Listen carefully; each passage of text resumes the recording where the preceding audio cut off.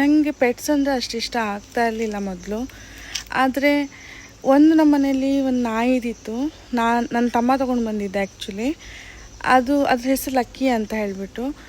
ಅದು ನನ್ನ ಮೆಹಂದಿ ದಿನವೇ ನಮ್ಮಮ್ಮ ಯಾವಾಗಲೂ ಅದನ್ನ ಹೊರಗೆ ಬಿಡ್ತಾ ಇರಲಿಲ್ಲ. ಬಟ್ ಆ ದಿನ ಅದನ್ನ ಹೊರಗೆ ಬಿಟ್ಟಿದ್ರು.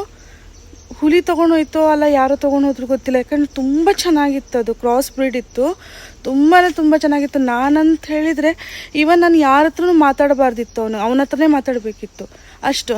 ಆಮೇಲೆ ಮದುವೆ ಆಗಿ ಬಂದ ತಕ್ಷಣ ನಮ್ಮ ಮನೇಲಿ ಒಂದು ಬೆಕ್ಕಿತ್ತು, ಗಂಡನ ಮನೆಯಲ್ಲಿ.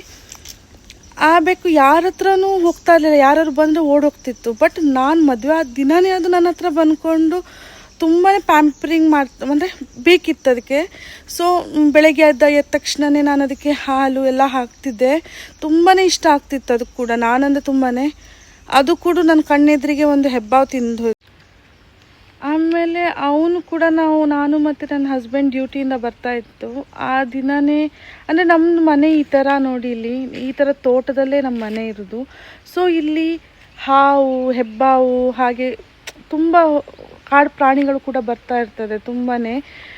ಇನ್ನೊಂದು ಸಲ ನಾನು ನಮ್ಮದು ಫುಲ್ ಮನೆಯದು ತೋರಿಸ್ತೀನಿ. ಸೊ ಅದು ಹೋಯಿತು. ಆಮೇಲೆ ಅದ್ರ ನಂತರ ಯಾರೋ ಪಾಪ ಬಿಟ್ಟು ಹೋಗಿದ್ರು, ಆ ಮರಿನ ಒಂದು ತೊಗೊಂಡು ಬಂದೆ. ಅದಕ್ಕೆ ಶೋನು ಅಂತ ಹೆಸರಿಟ್ಟೆ. ಪ್ರತಿಯೊಂದು ನಾನು ಪಿಕ್ಚರ್ನ ನಾನು ಶೇರ್ ಮಾಡ್ತೀನಿ.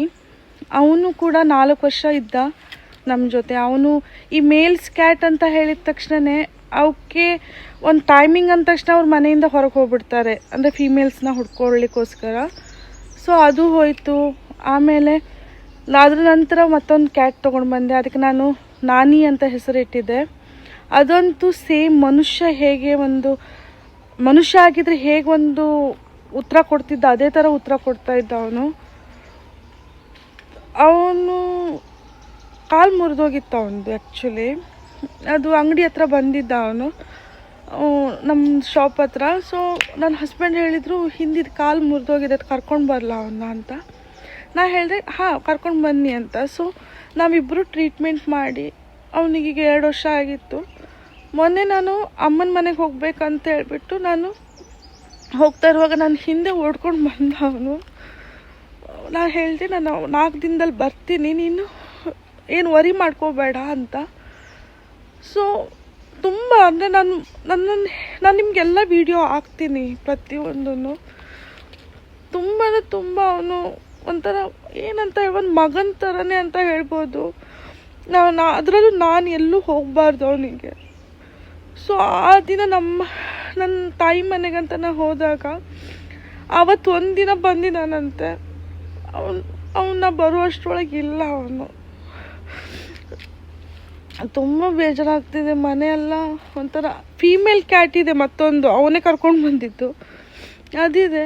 ಹೇಳ್ತಾರಲ್ಲ, ಇದು ಮಾಡಬೇಕು ಅಂದರೆ ಮೇಲ್ಸ್ ಕ್ಯಾಟ್ ಫೀಮೇಲ್ಸಿಂದ ಹೋಗ್ಕೊಂಡು ತಮ್ಮ ಜೀವನ ಕಳ್ಕೊಳ್ತವೆ ಅಂತ, ಅದರದ್ದು ಆಪ್ರೇಷನ್ ಮಾಡಿಸ್ಬೇಕು ಅಂತ. ಅದನ್ನೂ ಮಾಡಿಸ್ಲಿಲ್ಲ. ಪ್ರತಿ ಸಲ ಹೀಗೆ ಆಗತ್ತೆ ನನ್ನ ಜೊತೆ. ನಿಜ ಜೀವನದಲ್ಲೂ ಕೂಡ ಹೀಗೆ. ಯಾರು ಪ್ರೀತಿ ಹೆಚ್ಚಾಗಿ ಕೊಡ್ತಾರೆ ಸ್ವಲ್ಪ ದಿನದಲ್ಲೇ ಹೋಗ್ಬಿಡ್ತಾರೆ.